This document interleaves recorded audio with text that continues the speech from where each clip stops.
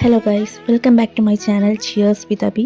അപ്പോൾ നമ്മൾ ഇന്ന് ഉണ്ടാക്കാൻ പോകുന്നത് ഒരു രസത്തിൻ്റെ റെസിപ്പിയാണ്. ഇൻസ്റ്റൻ്റായിട്ട് എങ്ങനെ കുറച്ച് ഇൻഗ്രീഡിയൻസ് മാത്രം യൂസ് ചെയ്ത് രസം ഉണ്ടാക്കാമെന്നാണ് നമ്മൾ നോക്കുന്നത്.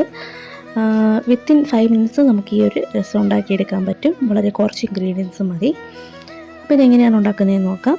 ആദ്യം നമുക്ക് വേണ്ടിയുള്ള ഇൻഗ്രീഡിയൻസ് ഏതൊക്കെയാണെന്ന് നോക്കാം.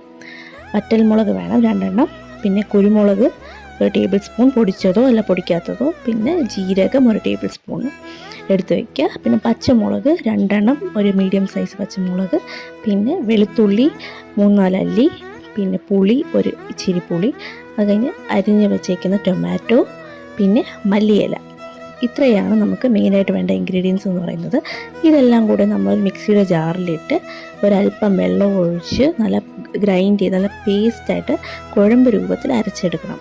ഇച്ചിരി വെള്ളം മാത്രം യൂസ് ചെയ്താൽ മതി, കാരണം ടൊമാറ്റോയിൽ തന്നെ ഓൾറെഡി നമുക്ക് വെള്ളമുണ്ട്. അതുകൊണ്ട് ഒരുപാട് വെള്ളം യൂസ് ചെയ്യേണ്ട ആവശ്യമില്ല.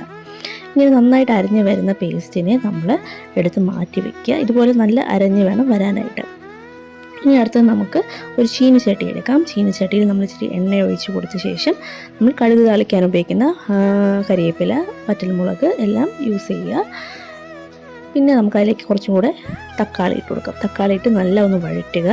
നല്ലൊന്ന് ഒരുവിധം വഴണ്ട് ഒന്ന് സോഫ്റ്റായി വരുമ്പോഴത്തേക്കും അത് ആ ഒരു പച്ച മണം മാറുന്നത് വരെ നമ്മൾ വഴറ്റുക. അത് സോഫ്റ്റ് ആകുമ്പോഴത്തേക്കും നമുക്ക് ഈ അരച്ച് വെച്ചേക്കുന്ന പേസ്റ്റും വെള്ളവും കുറച്ച് ആ ജാറിൽ തന്നെ കുറച്ച് വെള്ളം എടുത്തിട്ട് നമുക്ക് ഒഴിച്ചു കൊടുക്കുക. വെള്ളം നിങ്ങളുടെ ആവശ്യത്തിനനുസരിച്ച് വേണം ഒഴിച്ചു കൊടുക്കാനായിട്ട്. ഇവിടെ ഞാൻ കുറച്ച് ഒഴിച്ചു കൊടുത്തിട്ടുണ്ട്.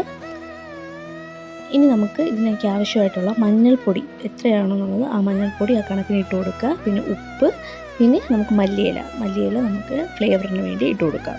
ഇത് നന്നായിട്ടൊന്ന് ഇളക്കിയിട്ട് ഇതൊന്ന് തിളയ്ക്കണം. ഈ സമയത്ത് നമ്മുടെ ഫ്ലെയിം എന്ന് പറയുന്നത് ഒരു ലോ ടു മീഡിയം ഫ്ലെയിമിൽ വെച്ചാൽ മതി.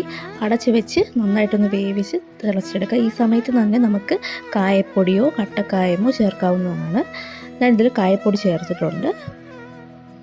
ഇനി നന്നായിട്ട് ഇളക്കിയ ശേഷം ഇതൊന്ന് തണുക്കാനായിട്ട് മാറ്റുക. ശ്രദ്ധിക്കേണ്ട കാര്യം എന്ന് വെച്ചാൽ ഇത് നമ്മൾ വെട്ടി തിളപ്പിക്കാൻ പാടില്ല. അതിനു മുമ്പിൽ തന്നെ നമ്മൾ ഗ്യാസ് ഓഫ് ചെയ്ത് വയ്ക്കുക. ഈ ഒരു റെസിപ്പി നിങ്ങളെല്ലാവരും വീട്ടിൽ ട്രൈ ചെയ്ത് നോക്കണം. എന്നിട്ട് നിങ്ങളുടെ അഭിപ്രായം കമൻറ്റ് സെക്ഷനിൽ രേഖപ്പെടുത്തണം. ഇനിയും ഇങ്ങനെയുള്ള വീഡിയോസിനായിട്ട് എൻ്റെ ചാനൽ സബ്സ്ക്രൈബ് ചെയ്യുക, ലൈക്ക് ചെയ്യുക and keep on watching. Thank you.